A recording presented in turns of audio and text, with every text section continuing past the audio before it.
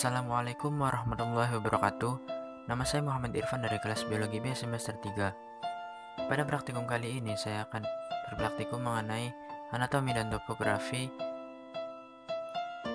organ penyusun pada hewan, di mana tujuannya yaitu untuk memahami anatomi dan topografi pada hewan, kemudian untuk mengetahui dan memahami organ penyusun pada hewan. Alat dan bahan yang saya gunakan yaitu ikan lele dan burung bondol, kemudian gunting, catut rambut, styrofoam, jarum pentul, dan alkohol 70%, kemudian masker dan glove.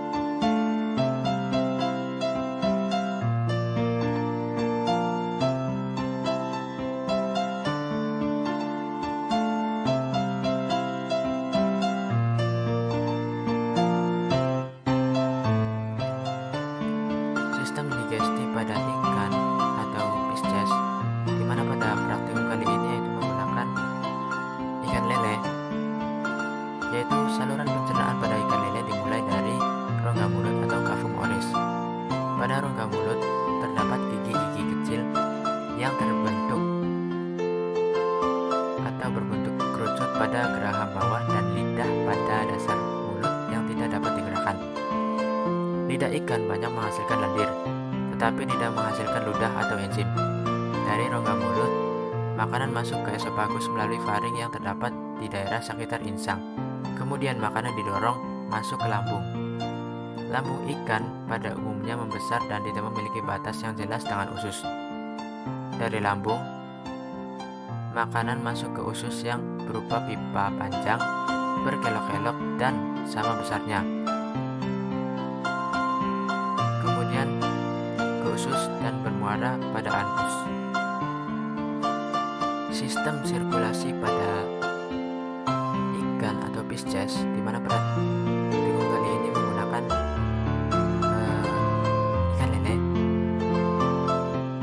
yaitu bersifat tunggal.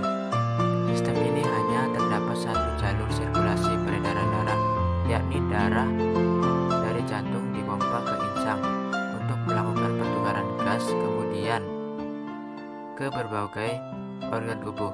Setelah itu darah kembali ke jantung.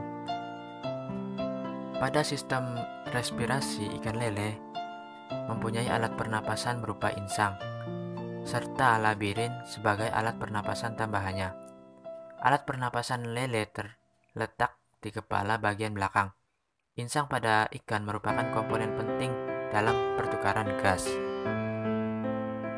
Pada sistem digesti, burung atau aves meliputi rongga mulut, kerongkongan, bondol, lambung, empedu, usus halus dan usus besar, kemudian rektum dan kloaka.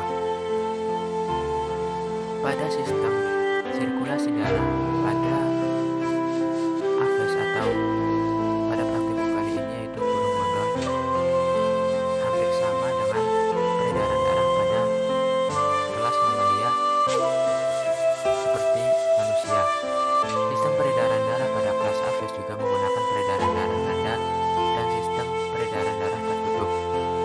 Oleh karena itu, dalam satu kali darah mengalir, darah melewati jantung sebanyak 2 kali, yaitu saat peredaran darah kecil dan peredaran darah besar. Peredaran darah kecil yaitu ke jantung, paru-paru, dan kembali ke jantung. Sedangkan peredaran darah besar yaitu jantung ke seluruh tubuh, lalu kembali lagi ke jantung.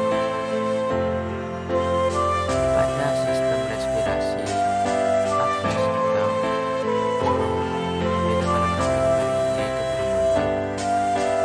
Pada saat terbang, pernapasan burung dibantu dengan pundi-pundi udara. Pundi-pundi udara merupakan kantong dengan selaput yang sangat tipis dan elastis.